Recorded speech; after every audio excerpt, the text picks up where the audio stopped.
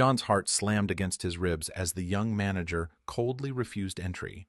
Max, his loyal service dog, barred at the door like a stranger. The law was on his side, but ignorance crushed him anyway. What happened next would ignite a fight no one saw coming. But first, let's go back to the beginning. John Carter's boots echoed softly against the polished wooden floor as he pushed open the door of the small-town diner, the familiar scent of frying bacon and fresh coffee swirling around him like a distant memory from better days. Max, a sturdy Belgian Malinois, padded quietly by his side, his deep brown eyes scanning the room with calm assurance. Max wasn't just a dog. He was the difference between John's darkest days and a semblance of peace. Trained specifically to detect the rising panic in John's chest, Max's presence was a lifeline, a silent guardian against the invisible wounds carved deep by war. As John approached the hostess stand, the atmosphere shifted abruptly. The young woman behind the counter, Lisa, shifted her gaze nervously to Max, her brows furrowed beneath the dim restaurant lighting. Her voice was soft, hesitant, but firm. "Sorry, sir, we can't allow dogs inside." The words hit John harder than he expected. He took a steadying breath, masking the sudden sting of disbelief. "He's a service dog," John said carefully, the edge of exhaustion in his voice. "It's the law." Lisa blinked, the defiance in her tone wavering for just a fraction of a second. "I'm sorry," she replied, voice low, "but our policy says no animals, and I'm just following orders." Her words were coated in a veneer of politeness, but John could see past the facade. Behind the forced smile was uncertainty, discomfort, a refusal rooted not in fact, but in fear and ignorance. John's jaw clenched as a wave of indignation crept over him. This wasn't merely about a misplaced policy. It was about a fundamental lack of understanding, a refusal to acknowledge the sacrifice that brought Max here in the first place. The service dog wasn't a pet. He was a partner who saved John from the crushing grip of PTSD day after day. And here, in this small town, in this tiny diner, that truth was dismissed as inconvenient. Lisa's hesitation was telling. She wasn't an antagonist born of malice. She was a young woman caught between her employer's rigid rules and the creeping discomfort of dealing with something she didn't fully understand. Her refusal was less a personal attack and more a symptom of a broader cultural ignorance, an instinct to deny rather than to learn. John's mind raced as he weighed his options. The law was clear. Service animals were permitted in all public establishments, protected under the Americans with Disabilities Act. But confronting this small injustice here, alone and without allies, felt like battling a storm with bare hands. John wasn't a man looking for a fight. He was a man seeking dignity and respect. The refusal was a denial not only of access, but of recognition, an erasure of the struggles he bore, invisible to the world. He glanced down at Max, who sat obediently, head tilted slightly as if sensing the growing tension. The dog's calm, unwavering presence was a stark contrast to the turbulence swirling in John's chest. He felt a surge of protective fury, not against Lisa personally, but against the ignorance that allowed such moments to persist. This was about respect for those who had given everything and continued to fight battles unseen by the public eye. Lisa glanced nervously toward a small group of diners chatting quietly near the window. John's suspicion settled like ice in his stomach. He knew the fear behind her words, the worry about other customers complaining, about upsetting fragile comfort zones. In that moment, he saw how prejudice often disguised itself as policy, how fear of difference could become a weapon to isolate and exclude. Without another word, John turned away from the hostess stand. The hum of the restaurant seemed to close in around him, the warmth inside now feeling like a cold front pushing him out. He stepped back into the sunlight, Max faithfully at his side. The sting of humiliation burned sharp, but beneath it simmered something darker, a burning resolve. This was more than a denial of entry. It was a slap at everything he represented.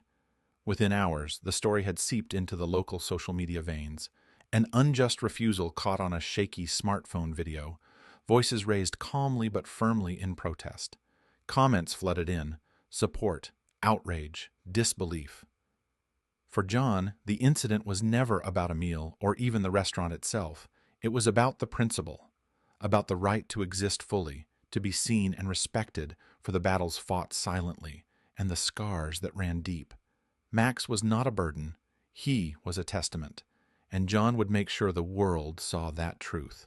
The news traveled fast, faster than John could have anticipated, racing through the networks forged in the crucible of combat, the brotherhood that bound men who'd faced death together and emerged hardened but unbroken. Mark Thompson, a former Delta Force team leader known not only for tactical brilliance but an unyielding sense of loyalty, was among the first to hear. The moment the story reached him, something inside Mark snapped, not from surprise, but from an old, familiar anger, the same fire that had driven him through countless operations in hostile terrain. Mark's reaction wasn't the impulsive outrage many might expect. There was no shouting or rash protest, no public outcry without action. Instead, it was a strategic resolve. This wasn't just about a man and his dog being turned away from a meal. It was about something far bigger, the principle that those who sacrificed, who bore the invisible wounds of war, deserved respect without question. Mark's motivation was rooted deeply in the brotherhood they had forged through grueling deployments, nights spent crawling through hostile zones, and the silent understanding of battles that didn't end when they left the battlefield. Loyalty wasn't a word for Mark, it was a code. Within hours, Mark had begun mobilizing. Contacts from past missions, lawyers, business partners, even old friends with means, responded quickly to his call. This was not a cause they debated. It was a mission. Within 24 hours, Mark had secured the funds to purchase the building housing the restaurant. The decision wasn't just a statement. It was a calculated reclaiming of respect and dignity. The next morning, the sign was unveiled with no fanfare, but with undeniable weight. Service dogs always welcome. Respect earned, never denied. The letters were bold, clean, and unmistakable. It wasn't a threat or an ultimatum. It was a proclamation. Mark's message was clear. Here, in this small town, the rules would be rewritten. Not with violence or anger, but with unwavering resolve and the power to enforce change. Inside the restaurant, Lisa found herself staring at the new sign with a mix of shock and disbelief. Her attempts to shield the business from controversy by following the letter of outdated policies and bowing to customer discomfort crumbled in the face of this unexpected maneuver. The power dynamic had shifted overnight. What had seemed like a minor incident, a small act of exclusion born of ignorance, had become a battleground for dignity and respect. The tension rippled through the local community. Some customers grumbled, some rallied behind John and Mark, and others simply watched, unsure where to stand. But the mood had changed. The refusal was no longer a simple denial, but a challenge, a public reckoning with what it meant to honor those who had given everything. For John, the swift action rekindled a hope that had flickered dangerously low amid the humiliation. This wasn't just about Max or about a single diner. It was about standing up for something fundamental: justice, recognition, and the invisible scars carried by those who'd faced the worst the world could offer. Mark's move was more than business. It was brotherhood in action, a reminder that sometimes change required more than words. It demanded bold, decisive steps. As the sun climbed higher, bathing the town in sharp light, the restaurant stood transformed not just physically, but symbolically. The sign above the door was a beacon to those who had long been marginalized, a declaration that respect was non-negotiable. And behind that sign, John and Mark knew the fight was far from over. But this was a victory hard won, a crucial foothold on the path toward understanding and honor. The battle lines were drawn, not with weapons, but with courage and conviction. The rising fight wasn't fueled by vengeance, but by an unbreakable commitment to defend what was right. In that small town, a quiet revolution had begun, one that promised to echo far beyond the diner's walls. Ownership had shifted hands, but the transformation was far from cosmetic. Mark Thompson's vision for the once divisive restaurant was meticulous and purposeful. No detail was overlooked, no corner left untouched. Walls that had echoed with exclusion now opened wide with inclusion. Accessibility ramps replaced narrow steps. Doorways widened to accommodate wheelchairs and service animals alike, and signage communicated not only compliance with the law, but a genuine invitation. Here, you belong. The renovation wasn't just structural, it was deeply symbolic. Veterans, many carrying their own invisible burdens, were hired as staff, hosts, servers, managers. Each face behind the counter was a testament to resilience, each uniform a symbol of solidarity. This was no longer a mere eatery, it was a sanctuary of shared experience, a community hub where camaraderie extended beyond the battlefield and into everyday life. John Carter, standing at the center of this renewed space, felt the weight of what had been built. The scars of rejection and humiliation, once raw and suffocating, began to fade beneath the steady pulse of purpose. Max, ever at his side, was no longer a source of conflict, but a living emblem of survival and hope. The dog's calm presence mirrored the quiet strength of the space itself, a refuge born from pain but thriving in compassion. Then, unexpectedly, Lisa reappeared. She approached with hesitance, her steps uncertain yet purposeful. Gone was the nervous manager who had once coldly denied John's rightful place. In her eyes was a trace of remorse and a hunger for understanding. She asked to speak, not to argue, but to listen. John met her with the steady calm forged from years of discipline and hardship. He did not recoil from her presence, nor wield the bitterness that might have been justified. Instead, he spoke plainly, unflinchingly, about the invisible wounds inflicted by exclusion, the sharp sting of being cast aside by those who should know better. He described the silent battles waged long after combat ended, how Max's support was not a convenience, but a lifeline. Lisa's perspective shifted slowly but profoundly.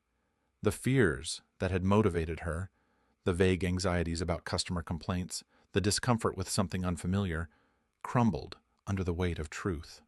She understood, finally, that what she'd perceived as a threat was merely an opportunity for growth and empathy. Her apology was quiet but sincere, the first step toward reconciliation.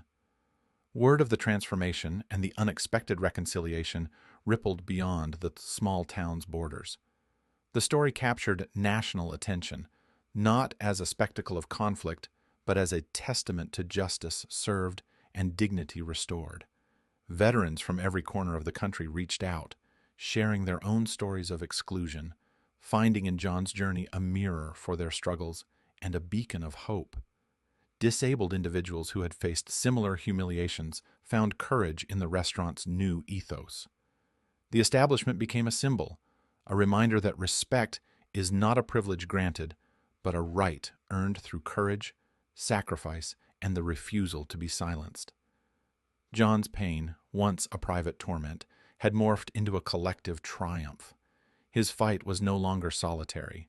It was woven into a larger tapestry of change, inspiring others to stand firm against ignorance and prejudice. The restaurant's doors opened wide, not just to customers with service dogs, but to anyone seeking a place where dignity was preserved and honored. In the end, the battle transcended the surface of a simple meal or a policy dispute. It was about restoring the humanity often stripped away by fear and misunderstanding. It was about the quiet power of compassion, the strength found in vulnerability, and the relentless pursuit of what is right. John, Mark, and those who joined the cause had ignited more than a local controversy. They had sparked a movement that whispered to every overlooked soul, "Your worth is undeniable, your presence necessary, your story worthy of respect." The legacy of that restaurant was not etched solely in the bricks and mortar, but in the hearts it touched and the change it inspired. Justice had been served, not as retribution, but as a catalyst for healing, acceptance, and a brighter, more inclusive future.